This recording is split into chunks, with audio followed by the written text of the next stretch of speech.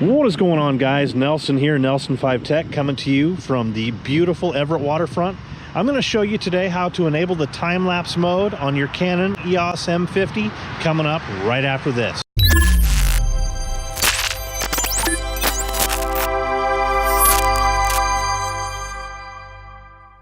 Alright, so the first thing you're going to want to do is select the movie function by turning the mode dial.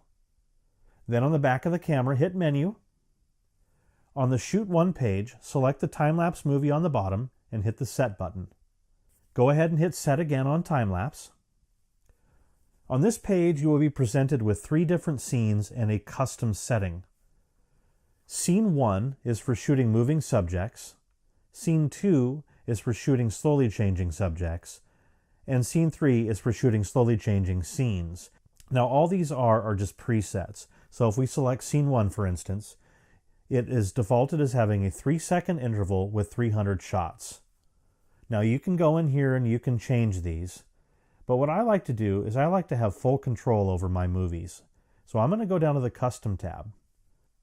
Now if I hit down 1 to interval and hit Set, this will allow me to change the interval and number of shots that I want to take. Now this is going to vary depending on what kind of time-lapse you're shooting.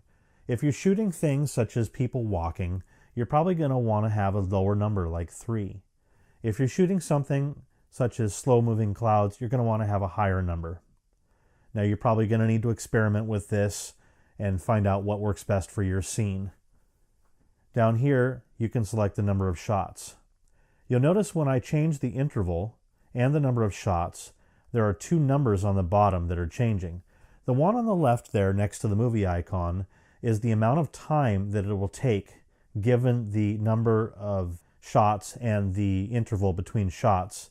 So the 10-second interval with a 450 shot movie will take 1 hour and 14 minutes and 15 seconds to shoot, and the resulting file will be a 15-second time lapse. At this point, go ahead and select the interval and number of shots and hit the Set button to select. If you scroll down one more, the movie recording size, it's defaulted as being full high definition or 1080p. If you select it, you can actually choose 4K, which I'm going to do for this one. If you go down 1, under the auto exposure setting, it's defaulted as being fixed first frame, meaning the camera will meter for the scene and it will keep those settings throughout the entire time lapse, no matter if the scene changes or not. If you select this, you can actually have it do for each frame. If you use each frame, the camera will actually make adjustments on the fly if things in your scene change. I personally like to leave this on fixed first frame because I don't like the camera making adjustments that could introduce flicker or other inconsistencies in my time lapse. Moving down 1 is the screen auto off setting. It is disabled by default. When you start your time-lapse, the rear LCD will stay illuminated for the entirety of the time-lapse. If you hit Set, you can enable it. Having this enabled will turn the rear LCD off to save battery. This is a preference, it's totally up to you. I actually like having the LCD on so that I can see what the camera is doing, but if you don't need to, by all means, go ahead and enable this to save battery. The final function on the bottom is beep as image is taken. Now I have the audio signals disabled on this camera for the focus confirmation, but if I didn't, I could actually turn this on to where it would beep between each shot.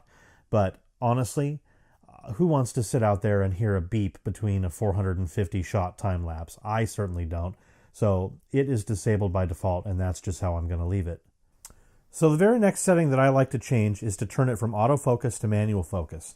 To do that, go ahead and hit the menu button, scroll over to page 4, and down to focus mode and hit Set, and change that from autofocus to manual focus. Go ahead and hit Menu again to return to the main screen. If you have focus peaking enabled, go ahead and turn the focus ring until you get the parts in focus that you want in focus. Alright, so the next thing I like to do is take the camera from automatic movie mode to manual movie mode. To do that, either hit the Set button or tap on the Q on the touchscreen. Up in the upper left-hand corner, click on the movie button and change it from automatic to manual and hit OK. Choosing this setting allows you to manually set the shutter speed, the aperture, and your ISO settings. From here, to initiate the time lapse, go ahead and click the Movie Record button. You notice on the upper left-hand portion of the screen, there's a countdown timer. It's on 297.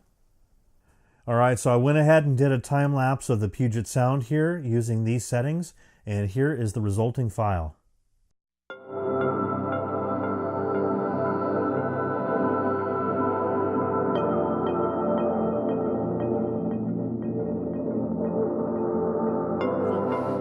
All right, guys, well, there you have it. If you found this content useful, please give it a thumbs up. And if you're new here, please consider subscribing.